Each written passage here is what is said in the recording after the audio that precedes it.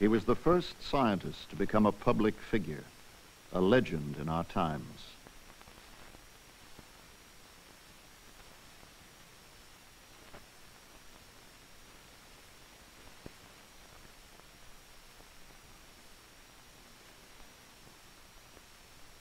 The realities of 20th century science, its power, are linked with Einstein's image.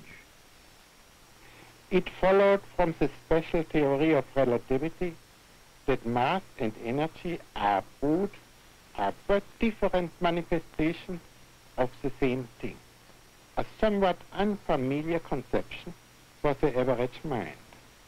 Furthermore, the equation E is equal mc square, in which energy is thought equal to mass multiplied with the square of the velocity of light, showed that very small amount of mass may be converted into a very large amount of energy, and vice versa.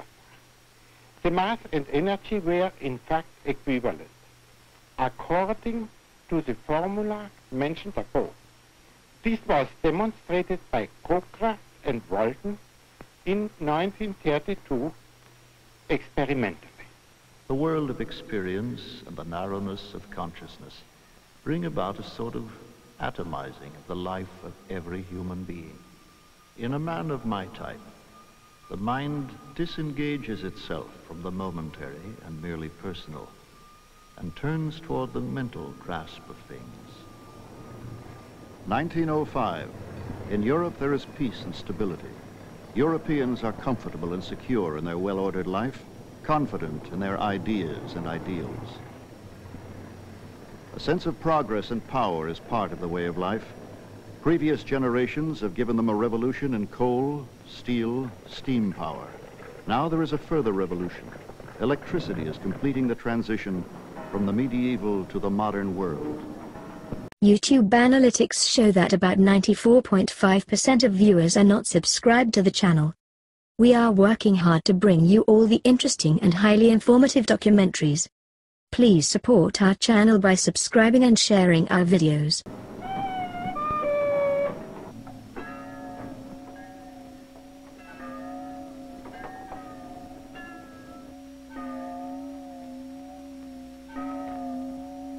In the Swiss town of Bern, Einstein wrote that year the 3 papers which revolutionized thinking in the 20th century.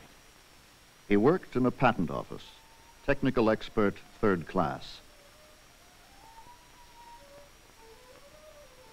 His job was to analyze the gadgetry of the modern era, telegraphs, telephones, precision instruments. At night, he continued his studies of physics.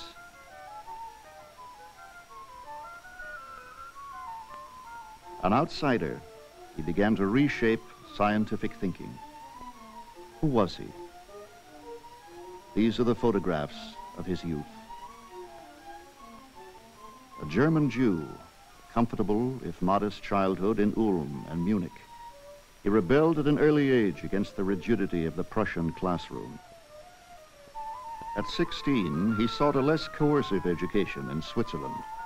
For a Jew in Germany, advancement in the professions was not assured. His goals were simple: to study at the Zurich Polytechnic and become a professor in the natural sciences. One should do things for which one has talent. Besides, there is a certain independence in the scientific professions. He failed at first attempt, the entrance examination. Something of a vagabond, independent, Einstein thrived in the only European democracy. He developed a passion for nature and experience, flights of imagination. The young Einstein was still not a distinguished student. Rather, he preferred experiment on his own, talk in cafes, and the books of the new physics, especially Ernst Mach, who urged intellectual skepticism. There were few opportunities for him when he graduated. He took Swiss citizenship, but successfully appealed military service. He fell in love with Mileva Maric, another foreign student. They were married. Friends secured him positions teaching and in the patent office. In 1905, Einstein, at 26, had a family and had been a patent clerk for 3 years.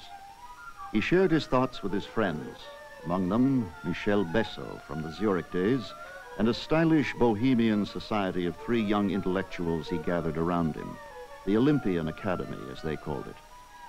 The current state of physics was a favorite topic. In 1905, he wrote to one of his friends, "I'm sending you some revolutionary ideas."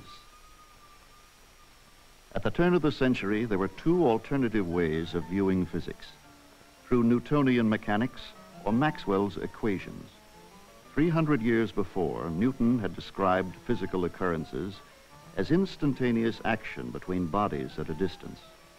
This worked well with the motion of planets around the sun, as well as with motion on Earth, like the path of cannonballs. But there were other kinds of physical occurrences which Newtonian mechanics could not explain well: magnetism, electricity, and optics. Maxwell described these electromagnetic phenomena as moving like ripples on a pond, only faster at the speed of light. Interaction takes time. This scheme was embodied in Maxwell's equations. By 1900, there were 2 competing research efforts to reduce the world to one or the other system. Maxwell's view was particularly successful. People thought that was the right direction. But Einstein had seen crises where others were confident. Historian of science, Arthur I. Miller. Einstein viewed physics differently, in particular because of a thought experiment which he had conceived of in 1895. It concerned an observer on a cart moving along and who was capable of doing any sort of experiment, for example, measuring the velocity of light. The Maxwell theory predicted that the result for the velocity of light that the observer obtains should depend upon how fast the cart is moving. However, this was contradicted by certain experimental evidence. Einstein's intuition asserted that the result which the observer obtained should not at all depend upon how fast the cart is moving. Many physicists at the time proposed reasons for the lack of any effect of the cart on the measured velocity of light, which they tacked on to the Maxwell theory. Einstein, on the other hand, moved in a different direction. He cut through this situation by raising to a law of physics that the velocity of light is always the same and is independent of the motion of the source. This view is based on Einstein's other intuitive law, namely that the observer on a moving cart, where the cart is moving in a straight line at a constant velocity, this observer cannot do any experiment at all which will reveal the cart's motion. And this is what is known as the principle of special relativity. As a consequence of these 2 laws, time is no longer an absolute quantity, but rather it depends on the motion of the cart. This was a stunning result and ran against everyone's grain, including Einstein's. To convince himself of its veracity, he had to turn to the critical reasoning in various philosophical works of the time, which convinced him that the notion of absolute time was anchored in the unconscious. That is to say, the very high velocity of light, compared with all other velocities that we encounter in our daily life, has tricked us into concluding that time is an absolute quantity. Einstein's reasoning is something which transcended science as it is normally conceived. That is, it went from an analysis of science per se, to analysis of sensations, to an analysis of thinking itself. Einstein soon realized his paper contained a thought which transcended relativity itself, the equivalence of mass and energy, the well-known E equals mc squared. Overall, Einstein's approach had been to accept principles justified by experience from Maxwell's and Newton's systems, but reject the idea that all of physics could be described by only one of them. With the speed of light established as a constant, Newton's mechanics was ruled out as the supreme system. Maxwell's systems were adequately reinterpreted, but this revision only lasted a few years. The German physicist Max Planck had discovered that some types of light radiation did not correspond to Maxwell's wave scheme, and Einstein himself demonstrated that it was useful to think of light not as waves, but as discrete particles, quanta. He remained a patent clerk for 4 more years. Then finally came recognition and employment as an academic. In 1911, he was invited to a major conference for his work on light quanta. The Solvay Conference was an expression of the era of international science. Madame Curie, radioactivity. Poincaré, who nearly expressed relativity. Lorentz, the electron. Rutherford, the atom. But it was the young who were creating the theoretical framework, especially Einstein and the Dane, Niels Bohr, who was formulating a new model of the atom. Einstein now had obtained some security, a chair in physics at the German University in Prague. The university is near the old Jewish cemetery. Here, the images of Jewry were strong. It was a reminder of the role of the Jew in European civilization. Civil servants were required to have a religion. Einstein wrote on the state questionnaire, Mosaic. Prague was a time of crisis for him. Marriage with Mileva was failing. The author Kafka described this declining world: militarism, authoritarian bureaucracy, a monarchy unable to rule 18 different nationalities. Anti-Semitism flourished. A friend introduced Einstein to the intellectuals around Kafka, critical of the morality of European civilization, concerned for the fate of Jewry. There is unfortunately no account of the meeting of Kafka and Einstein. In Prague, Einstein's political sense began to develop. His political philosophy came from the same source as his science. As a youth, he understood that the validity of a human or natural system is dependent on the logic of the rules governing the system. At 12, in a moment of intuition, the principles of Euclidean geometry were self-evident to him.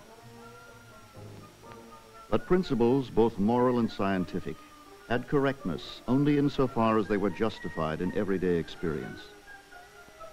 These ideas were soon to be tested in the center of civilization.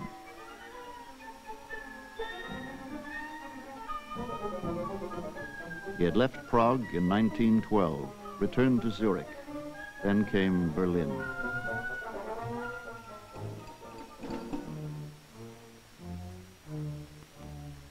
The proudest tower in Europe was Berlin.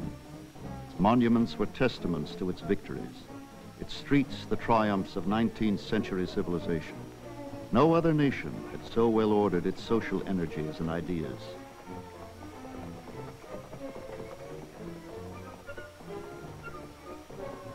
As an expression of this national power, Kaiser Wilhelm II had created an Institute of Physics which was independent of the university. Einstein was brought in as its director, as a celebrity. He joined the elite of European physicists. They were conservators of a system of science which had grown with and supported the development of the German nation. Out of the laboratories and the seminars of the universities came the ideas for petrochemicals, electricity, military technology, which had created the industrial and military power of Germany. Explosion in knowledge was in turn protected by the military.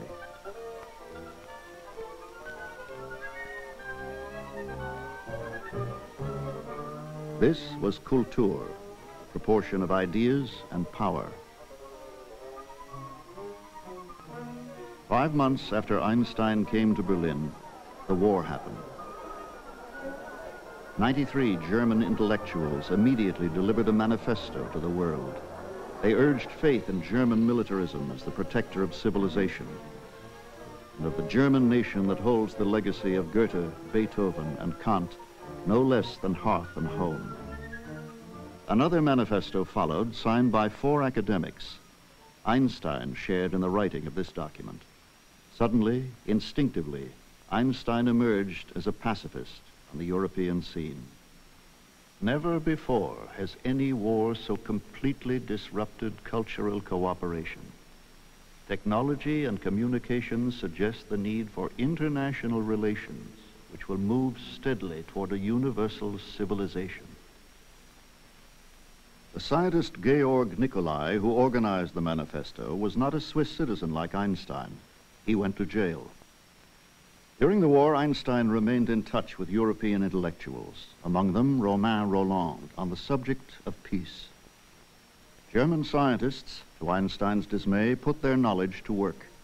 It was the same everywhere in Europe. His friend Fritz Haber developed nitrates for gunpowder. Walter Nernst helped develop mustard gas. Trappings of war became everyday surroundings. More heroes, more soldiers on the street. Einstein faded into the German home front. There was a second marriage. Through relatives, he had met his cousin Elsa, a good-natured woman. She looked out for him. He settled into the routine of a Berlin teacher, pursued his science. The war ended in 1918 with an outburst of revolution. The world around Einstein changed abruptly. A democratic republic was proclaimed by the socialists, the Weimar Republic. Einstein took on a new role, not unanticipated, representing the university during the revolutionary days. And when the victors blockaded Germany, he sought to plead with them on behalf of the famished population. But the Germans were the outcasts of Europe. At Versailles, the leaders of the Republic acknowledged war guilt, but were forced to accept a treaty with reparations. As this post-war political order was created, Einstein's new concept of the universe was being tested. During the war, he had completed major works. Some of his work in atomic physics ultimately resulted in laser technology. The primary achievement was the completion of the laws of general relativity. They would become the foundations for understanding a universe later to reveal itself.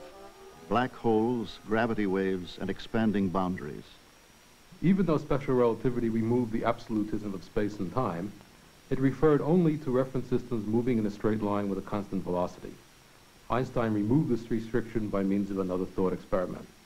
Newton's mechanics predicted the same results for the case in which the cart is uniformly accelerating in a straight line, or when the cart is at rest but is in a constant gravitational field. Einstein concluded that we have no reason at all to distinguish between those two cases. For example, if you're in an elevator accelerating upwards, your briefcase feels heavier.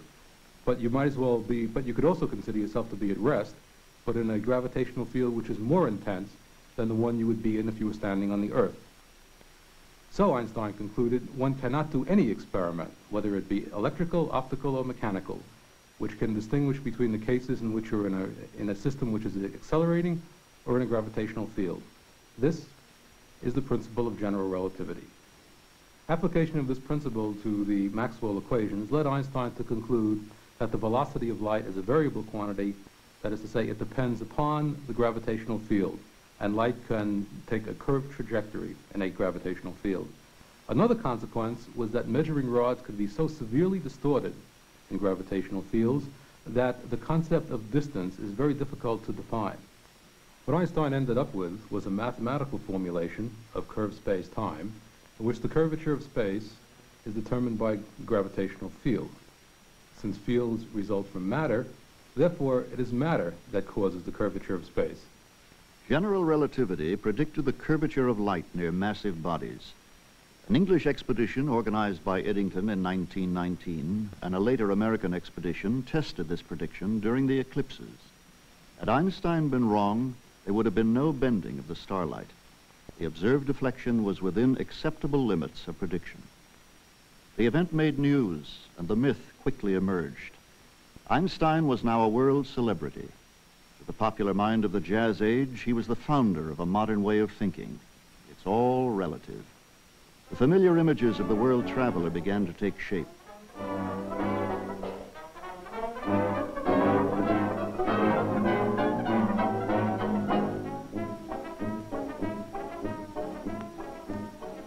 His lecture tours abroad are fetes and ballyhoo, none more so than his first trip to America.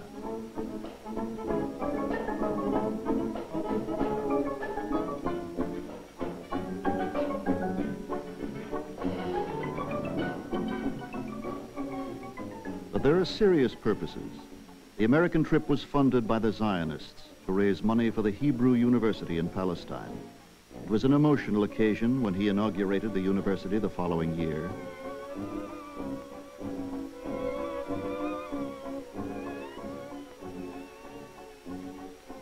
He speaks of educational opportunities for all Jews and of cooperation between peoples. On the international scene, he worked with scientists such as Madame Curie and a League of Nations committee to restore the international communication of science and ideas. But order in post-war Europe was built on weak foundations. The League committee was hindered by French and German antagonism. In Germany, there were threats to the socialist Weimar Republic. In 1920, a putsch was organized in Berlin by intellectuals and soldiers dissatisfied with Versailles. Much of the violence was near Einstein's house. The right was emerging in the post-war world. Even though the putsch failed, the coalition extended into the academic world. Groups associated with it singled out Einstein and relativity for attack. Among the leaders was Philippe Lenard, a Nobel Prize winner. The anti-relativity group organized a public meeting. Einstein was present to hear relativity denounced as Jewish and hostile to the German spirit. In the nationalist revival, anti-Semitism was a force. Einstein is a rebel, internationalist, Jew. Lenard was extreme among academics, but there had already been in the academic world a sense of opposition to the Republic. Many felt themselves the embodiment of the traditional culture. There were still old friends, Planck, von Lau, Haber. But Einstein is the outsider. The Gumbel affair focused his alienation. Emil Gumbel, a young scientist, was denied promotion because he exposed assassination attempts on Weimar officials. When Gumbel sued, Einstein supported his civil liberties. For this, he was censured by his colleagues. There was a crisis in democracy in Weimar. Einstein was identified with its preservation. His political beliefs, like those of this socialist election film, envisioned the state as a rational social order, ensuring an education based on reason, planning technology, providing employment and material security. The goal of the state was the development of personality. The Einstein Observatory at Potsdam expressed this ideal: experiment, but order, reason, the humanity of technology. In contrast to the monuments of nearby Berlin, it was designed to reflect the rhythms of Einstein's universe. Simplicity was the way of the man himself at Kaput, his house in the lake area outside Berlin. He was followed here by politicians and academics, like the American physicist who took these home movies. But here he could sail, think, lounge with friends. The informality became part of the legend.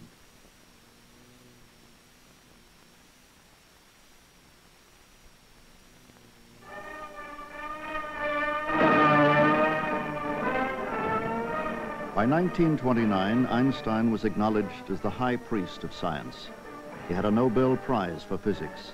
He was the embodiment of European civilization. 5 years before, the Sorbonne had snubbed him as representative of German culture. Now it accorded him its highest honors.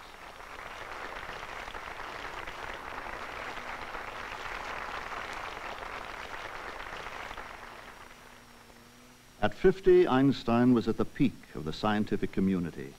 His work was the starting point for a golden age of physics. There was a new generation of scientists. To these young lions, physics had its limits. Heisenberg expressed the sense of things. One could not find the location of any one subatomic particle because any measurement, necessarily with light, affected the result. Einstein's old friend Niels Bohr gathered the youth around him. "We cannot know reality for certain," he said, "only that it behaves as both particles and waves." This ran against Einstein's instinct for order. The exchanges between them were intimate and intense. Einstein argued that God would not play dice with the universe. There must be order. Bohr, that uncertainty was itself a principle of the universe. Einstein presented thought experiments in which the position of atomic particles could be determined. Bohr countered that these conflicted with the evidence of Einstein's own general relativity. Einstein could not shake the belief of international science in uncertainty. In another world, in Berlin, Einstein was often in a cosmopolitan society of writers, artists, academics.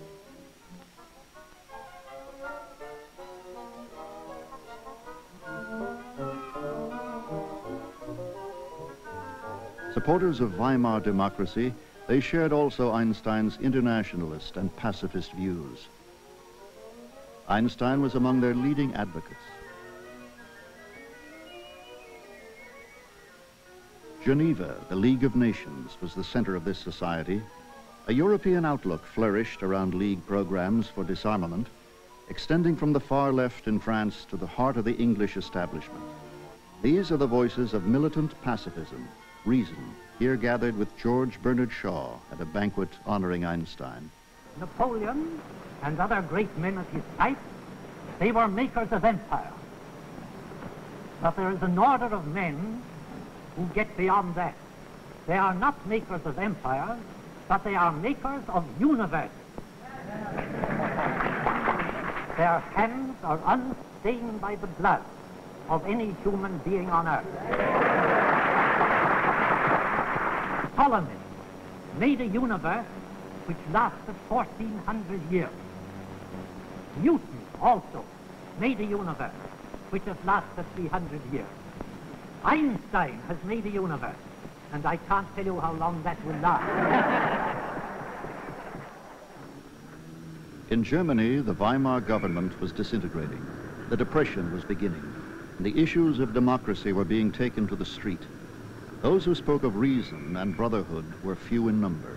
Einstein at a 1930 radio exposition. Wenn ihr den Rundfunk höret, so denkt auch daran. The real source of all technical progress is divine inquisitiveness.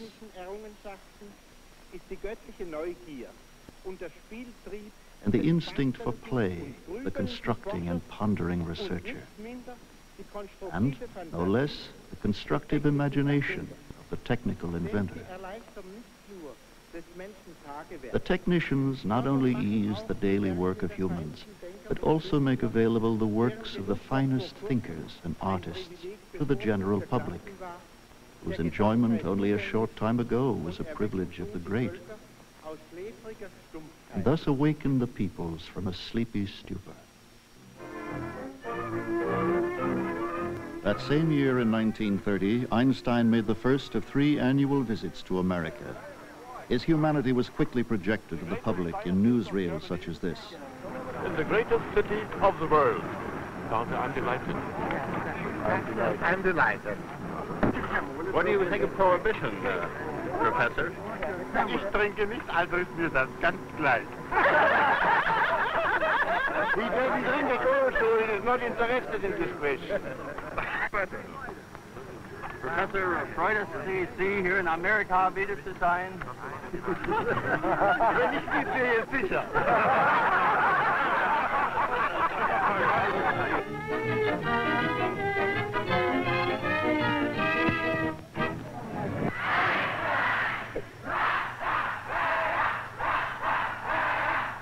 His welcome was the kind given to the heroes of the age.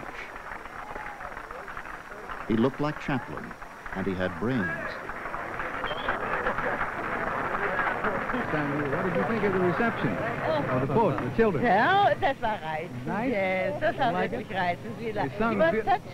They sung beautifully, didn't they? Yes, that was really nice. Love the children, and so healthy, so healthy.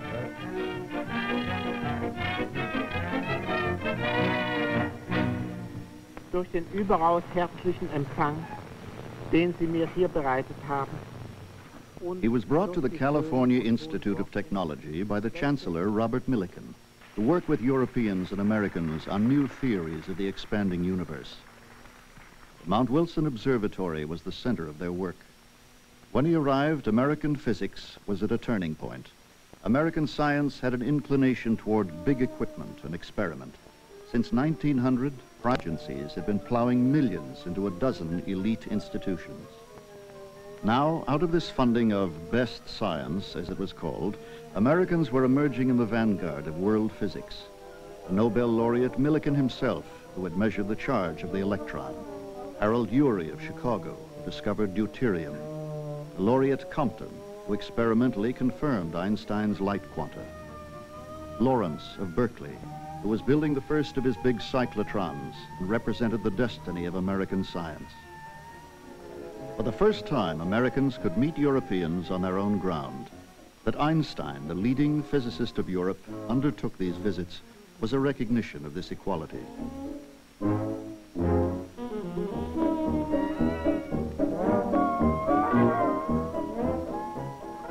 But there were other reasons. On the university scene, Einstein, adroit and charming, was a useful symbol for the promise of American physics.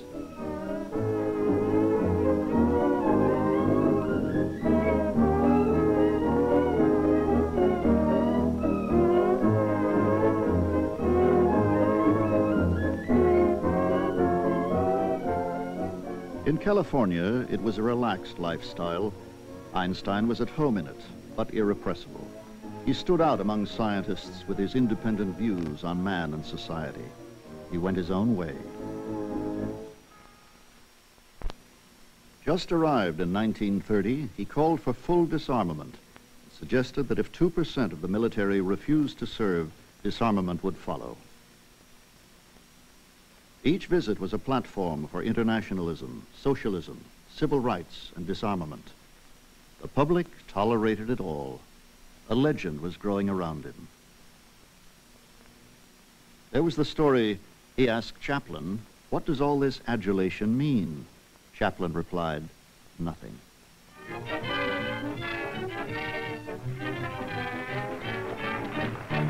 But Einstein had learned how to use his public images with effect. Behind the scenes, academic politics were at play. When he left in 1932, Caltech, Oxford in England, Princeton were all courting him with permanent appointments. Einstein was undecided. Events were soon to force the issue. The leaders of Europe had debated disarmament for 3 years, hoping to spend less on arms and relieve the depression. It was a last chance for the League of Nations. We believe that progressive disarmament will not only relieve the burdens now pressing so heavily upon the backs of our taxpayers, but progressive disarmament will make us more secure in international peace. Einstein was outraged. This is not a comedy. It is the greatest tragedy of modern times, despite the cap and bells and buffoonery. We should be standing on rooftops denouncing this as a travesty. If you want peace, we shall ask the workers to refuse to manufacture and transport military weapons, and to refuse to serve in the military. Governments could go on talking from now to doomsday. We must prevent the destruction of Western civilization. That summer in Berlin saw the last days of a culture that had bridged the 19th and 20th centuries. To those born before the Great War, there was the security of the things from out of their past. The atmosphere of gracious ideas, the civilized ways. It seemed comfort enough against the future.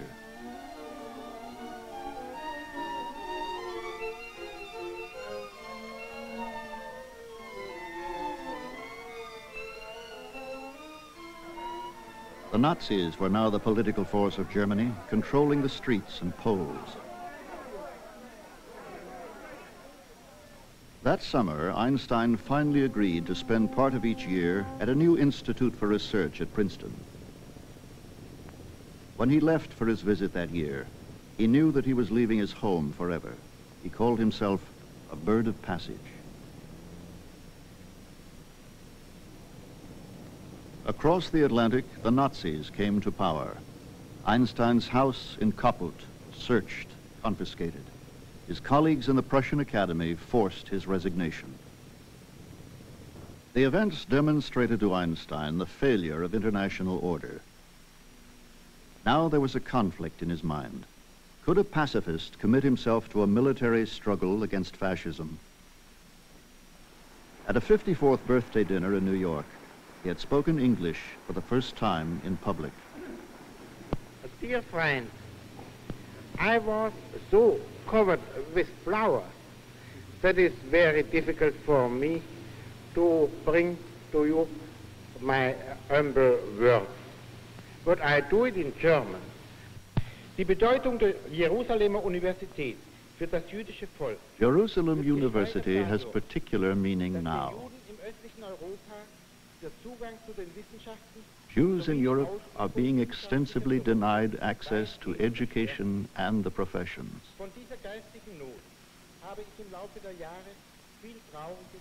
Over the years, I have read and heard much of this sorrow.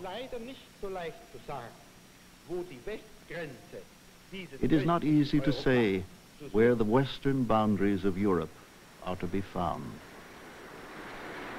Einstein made one more trip to England that summer. He went into seclusion. The Nazis put a price on his head. In London, he made a last speech to Europeans before he left for Princeton. His personal despair for mankind was apparent. I am glad that you have me given the opportunity of expressing to you here my deep sense of gratitude as a man, as a good European, and as a Jew. I should like to give expression to an idea which occurred to me recently. Man, like every other animal, is passive by nature. Unless goaded by circumstance, he scarcely takes the trouble to reflect upon his condition and tends to behave as mechanically as an automaton. As a child and a young man, I passed through such a phase. One thought only of the trivialities of one's personal existence, strove to talk and act like one's fellow. There are forces at work which seek to destroy the European heritage of freedom, tolerance, and human dignity. Fascism, nationalism, militarism, and communism, while constituting diverse political institutions, all lead to the subjugation and enslavement of the individual by the state and put an end to tolerance and personal liberty. Individualism, the recognized basis of European civilization, is more seriously threatened by the military organization of countries than anything else. But war is not a parlor game to be played according to definite rules. In London, Einstein also had spoken about places, even in our modern society, where the creative mind could pursue pure thinking. The Institute for Advanced Studies became that place for the remainder of his life. Here he continued a lonely search for a unified field theory, one which would link the physics of particles with the physics of space. A hallmark of Newtonian particle theories was action at a distance. However, this did not suit Einstein because theories of action at a distance, he felt, could not describe the raw experience of daily life. Because occurrences in the world in which we live occur not by action at a distance, but by touch. And since in Einstein's view science is a development of pre-scientific thought, then the best scientific theory is a field theory.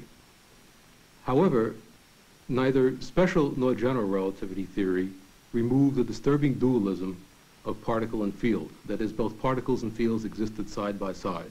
So it was natural that Einstein's next step after the general relativity theory was to attempt formulating a unified field theory which could describe the electromagnetic and the gravitational field, and out of which particles would emerge as knots in space-time. Later in his life, one of Einstein's colleagues asked him why he wasted his talents looking for a unified field theory. After all, by the late 1940s, it was known that there were more fields than just the gravitational field and the electromagnetic field. To which Einstein answered, well, it's good for somebody like me to look for a theory of that type because a younger man has to establish his reputation and cannot afford the time. And besides, perhaps we can learn something new from just this even restricted line of research. But he was still tied to the political realities of American science. Refugees from fascism, like Einstein himself, were pouring in. By 1940, 100 scientists. In isolationist America, Einstein spoke out for the oppressed of Europe. the effect upon all nations, and not least upon the Germans, of the fate of these innocent people, so maliciously persecuted, must not be underestimated. To leave these victims to their misery would be a heavy blow to all those who believe in human solidarity and would encourage those who believe only in force and oppression and who act accordingly. The refugee scientists could not easily find jobs. Funding had dried up in the Depression, with the argument that science should be used for social engineering, not for proving relativity. Big physics and technology still attracted some money, such as the Palomar telescope. Scientists like Millikan lobbied hard, arguing that the natural sciences would pay off in the end. Frustrated, Millikan approached the army for help. Einstein, who was actively opposing Franco in Spain, was sympathetic. There was a common cause and argument: the defeat of the Nazis. The New York World's Fair of 1939 was a showcase for the promise of science and technology. Although the government had not yet seen the light, the public was fascinated with the world of the future, the possibility of atomic power. Einstein was there to dedicate the Jewish pavilion, appealing again for aid for refugees. A war was beginning in Europe. A drama of equal magnitude was taking place in a laboratory in Berlin. Hahn and Strassmann in Berlin had discovered that the splitting of the atom released a tremendous energy. An atomic bomb might be possible. Their findings were rushed into print in early 1939. What happened then is one of the first legends of the atomic age, here reenacted after the war by the scientists themselves. The news was rushed to a physics conference in Washington. Leo Szilard, another refugee, brought the information personally to Einstein, along with a draft letter to the president. They told Roosevelt that an atomic bomb was feasible for both the United States and Hitler. Links should be built between the government and American physics, they wrote. The government should fund a research effort. This was Einstein's last direct contact with the Manhattan Project, the building of the bomb. The irony was bitter for Einstein, the pacifist. 6,000 was invested by the government initially. By 1945, nearly $2 billion. The effort involved the physics community as a whole, including the elite theorists who had come to America as refugees. During the war, he worked with the Navy on explosives. He was approached about a problem relevant to the bomb. But when he sought more information, the files indicate that his history prevented him being given every confidence, a security risk. A new and powerful relationship between science and government was emerging. The development of science and creative activities requires freedom, independence of thought from the restrictions of authoritarian and social prejudices. Theoretically, there is no authority whose decisions and statements can claim to be the truth. Is that time forever past when, aroused by his inner freedom and the independence of his thinking and his work, the scientist had the opportunity of enlightening and enriching the lives of his fellow human beings? Has he not forgotten about his responsibility and dignity as a scientist? As the possibility of the bomb became a reality in early 1945, scientists at Los Alamos and Oak Ridge began to express doubts about its uses. In June, the Frank report warned that if the bomb were used on Japan, international control afterwards would be impossible. An arms race inevitably would follow. But the bomb was dropped. National interests prevailed. The atomic bomb is too dangerous to be loose in a lawless world. That is why Great Britain, Canada, and the United States, who have the secret of its production, do not intend to reveal the secret until means have been found to control the bomb so as to protect ourselves and the rest of the world from the danger of total destruction. I shall ask Congress to cooperate to the end that its production and use be controlled, and that its power be made an overwhelming influence toward world peace. Many scientists saw world peace as springing from a free exchange of information, the old ideal of international science. They began a program of public education and political lobbying. The proposed atomic legislation would have put nuclear development in the hands of the military under rigid security. The War Department will always have a vital interest in the use of atomic energy for military purposes. Despite the efforts of the military, represented by General Groves, head of the Manhattan Project, the scientists helped defeat the bill. A compromise, the McMahon Bill, created a civilian atomic energy commission composed of government, the scientists, and the military. A new group was formed, the Emergency Committee of Atomic Scientists, with Einstein as chairman. Once again, they appealed for direct international control of atomic power and launched a program of public education. Einstein was more militant than others. In the winter of 1945, he had outlined what was to be his position over the coming years: world government and supranational authority over the military. He argued for freedom of scientific research, and in the Atlantic Monthly article, remained skeptical of the potential of atomic energy. To give any estimate of when atomic energy can be applied to constructive purposes is impossible. What now is known is only how to use a fairly large quantity of uranium. The use of quantities sufficiently small to operate, say, in a car or an airplane, is as yet impossible. So, though the release of atomic energy can be, and no doubt will be, a great boon to mankind, that may not be for some time. An American plan was proposed for international control of materials, but the United States to retain vital information on atomic bombs. Einstein's committee rejected it, and as the Russians were considering the plan, the first post-war test at Bikini took place. Now the Soviets vetoed the plan. Cold War politics had taken over. The crusade of the scientist had failed. In Washington, there was increasing concern for secrecy. America clashed with the Soviet Union over Eastern Europe. There was espionage, rumors of espionage. The House Un-American Activities Committee investigated American loyalties. The Truman Loyalty Oath was created for civil servants, scientists on government work included. And now so much research was for the government. Scientists were seen as weak links in atomic secrets. Over 150,000 were investigated. Now Einstein saw another imperative: academic freedom. With universal order should come universal freedom. On this, confidence and loyalty would flourish. But the existence of the bomb created dangers in the hearts of men, he said.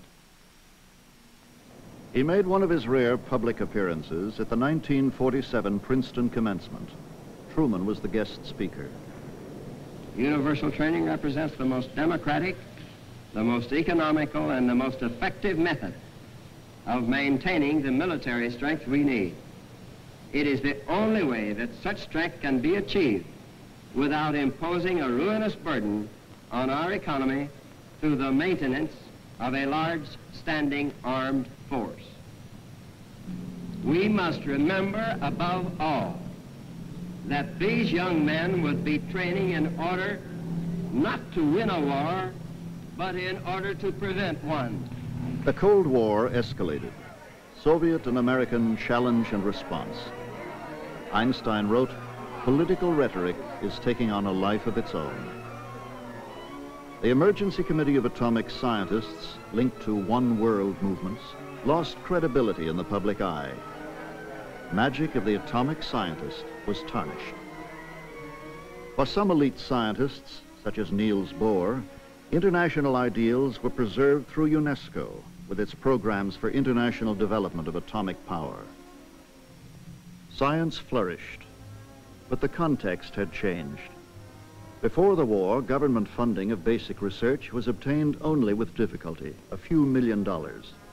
Now, the linked government and military interests provided $1 billion for research and development. It was the payoff sought in the 1930s. There was a certain inevitability in this. In the fall of 1949, the public learned that there were other bombs in the world. In January 1950, the announcement was made that America would develop a super bomb, the H-bomb. Einstein had been ill, a heart problem dating from 1928. He had continued his work toward a unified field theory alone, but he had not lived as a recluse at Princeton. Since 1945, he had worked actively for his ideals. Now Einstein was offered a new medium to speak to the public. A televised response to the H-bomb decision had been organized by Eleanor Roosevelt. At 70, he spoke with the same idealism as in his youth. The armament race between the USA and USSR, originally supposed to be a preventive measure, assumes hysterical character. On both sides, the means to mass destruction are perfected with feverish haste behind the respective walls of secrecy. The hydrogen bomb appears on the public horizon as a probably attainable goal. Its accelerated development has been solemnized. If successful, radioactive poisoning of the atmosphere and hence annihilation of any life on Earth has been brought within the range of technical possibilities. The ghost-like character of this development lies in its apparently compulsory trend. Every step appears as the unavoidable consequence of the preceding one. In the end, there beacons more and more clearly general annihilation. Is there any way out of this impasse created by man himself? All of us, and particularly those who are responsible for the attitude of the US and the USSR, should realize that we may have vanquished an external enemy, but have been incapable of getting rid of the mentality created by war.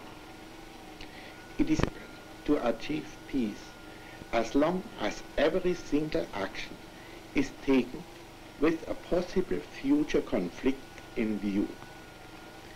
The leading point of view of all political action should therefore be, what can we do to bring about a peaceful coexistence and even a loyal cooperation of the nations?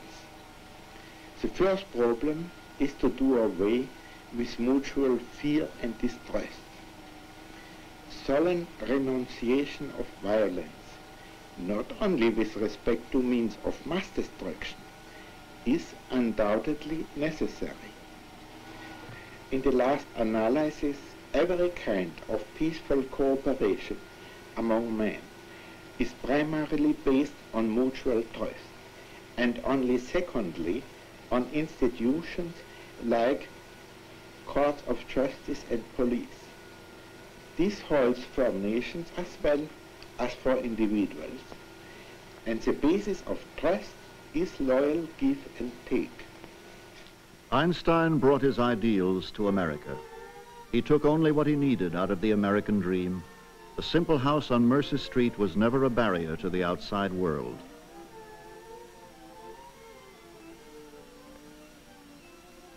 Over the years, the public somehow accepted two Einsteins. One was the advocate of unpopular causes. The other, here offered the presidency of Israel, the most famous living scientist. In 1954, an amateur astronomer, Zvi Gazari, visited Einstein. His 9-year-old son made these home movies. Einstein told him this story. When I was young, I wanted a telescope, but I've never been able to buy one, because then it would become commercialized. So Ghazari built one for him. Einstein admired Ghazari because he could not himself build one with his own hands. Yet on his work was built theories of the universe.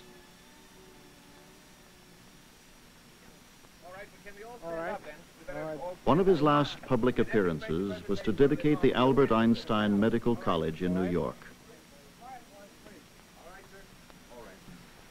I am grateful that Yeshiva University has honored me by using my name in connection with the new College of Medicine. There is a shortage of physicians in this country, and there are many young people able and eager to study medicine who, under present circumstances, are deprived of the opportunity to do so. Shortly before, his old friend from the Bern days, Besso, had died. Einstein wrote, "This death signifies nothing. For us believing physicists, the distinction between past, present, and future is only an illusion, even if a stubborn one." Einstein, would you look this way, please? That's it. And over here, Doctor, if you please. Thank you.